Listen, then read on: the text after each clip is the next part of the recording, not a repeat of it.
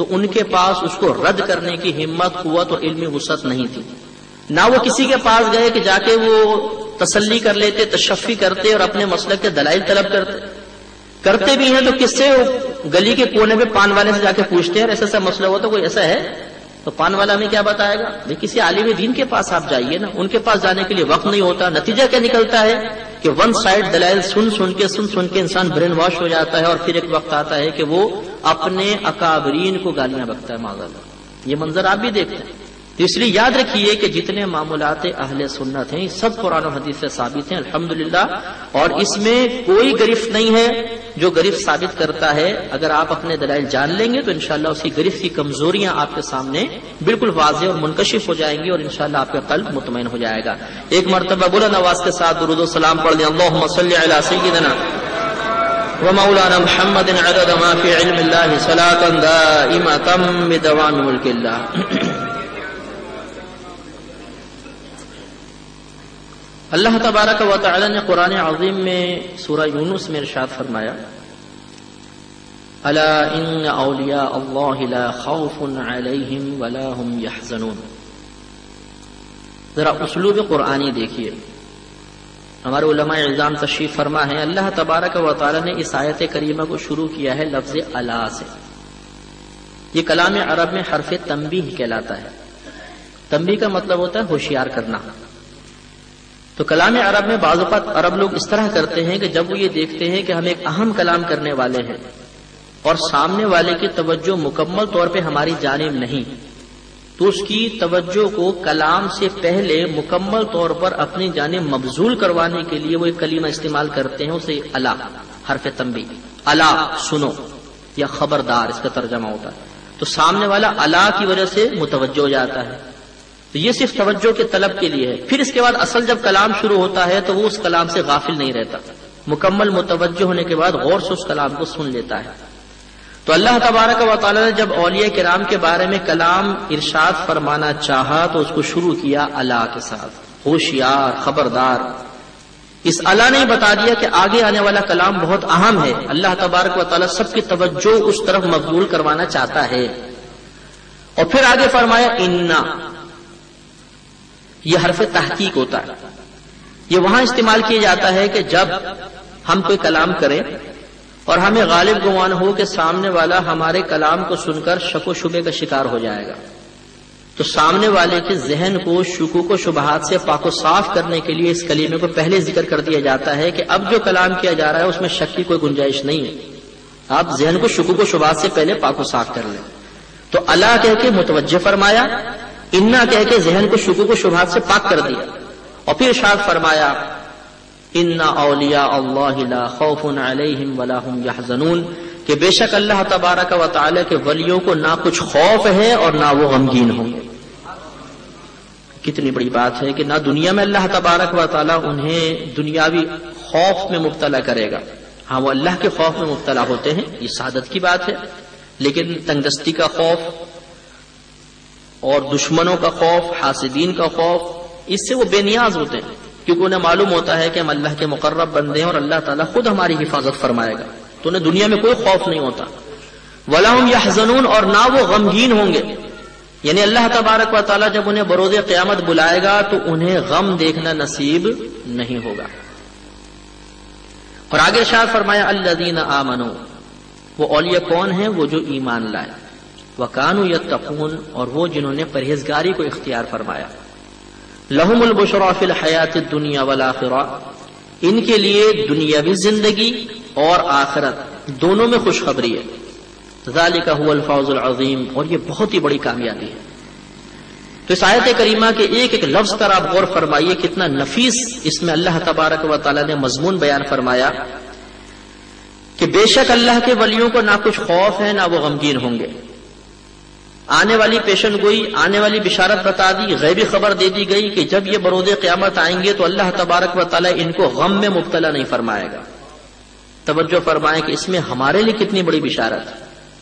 بخاری شریف کی روایت ہے، نبی کریم صلی اللہ علیہ وسلم ارشاد فرماتے ہیں المرء مع من احب، کہ ہر شخص بروز قیامت اس کے ساتھ ہوگا جس سے وہ محبت کرتا ہوگا. تو علماء نے ارشاد فرمایا کہ اولیاء کرام سے محبت رکھیے.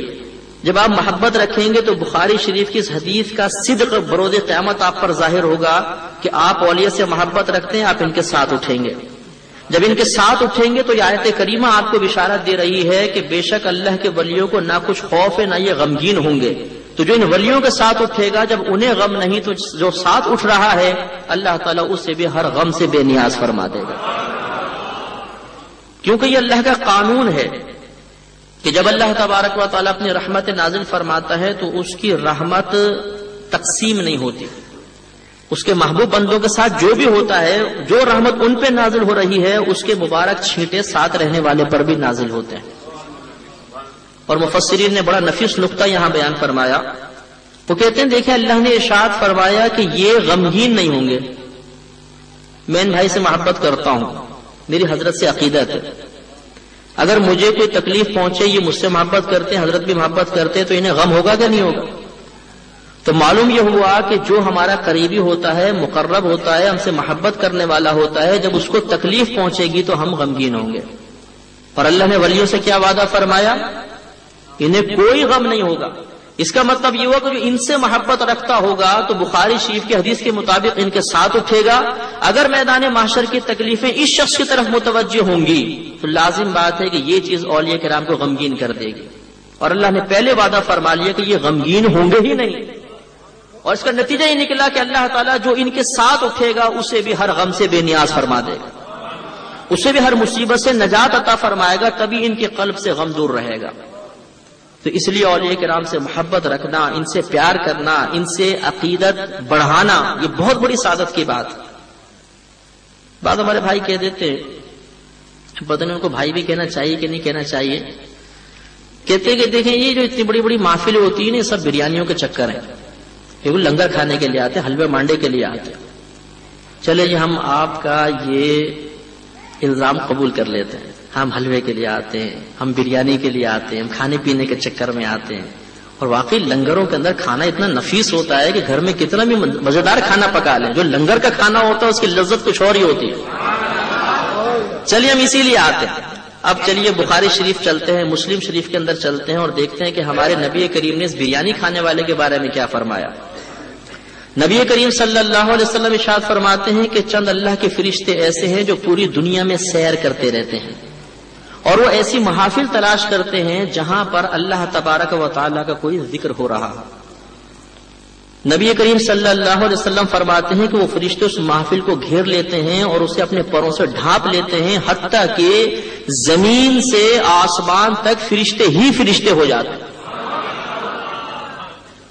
اور مخبر صادق کے اس قول کے مطابق میرا ایمان یہ ہے کہ اس وقت الحمدللہ زمین سے آسمان تک اس محفل کو فرشتوں نے گھیرا ہوا ہے.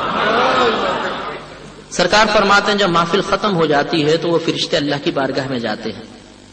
اللہ تعالیٰ ان سے دریافت فرماتا ہے من این جئتم، اے فرشتوں تم کہاں سے آ رہے ہو؟ فرشتے دائرہ ادب میں رہ کے عرض کرتے ہیں یا رب کریم جئنا من عند عبادک، ہم تیرے بندوں کے پاس سے آ رہے ہیں. پھر تفصیل بتاتے ہیں یسبحونک، اے اللہ وہ تیری پاکی بیان کر رہے تھے، ویکبرونک تیری بڑائی ذکر کر رہے تھے، ویحمدونک تیری حمد بیان کر رہے تھے، ویحللونک اور لا الہ الا اللہ کہہ رہے تھے، ویسألونک اور تجھ سے سوال کر رہے تھے، ویستجیرونک اور تجھ سے پناہ مانگ رہے تھے.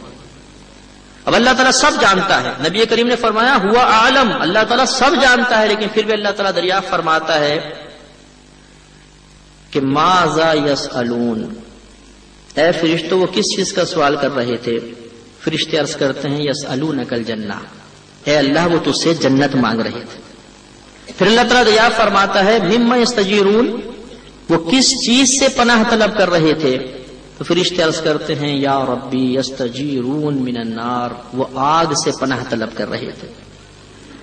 ہمارے نبی کریم صلی اللہ علیہ وسلم مخبر صادق ارشاد فرماتے ہیں کہ یہ سن کر اللہ کی رحمت جوش میں آتی ہے اور اللہ تعالی ارشاد فرماتا ہے اشہدو انی غفرت لہم، اے فرشتوں گواہ ہو جاؤ کہ میں نے ان سب کی بخشش فرما دی. اب توجہ طلب آخری بات.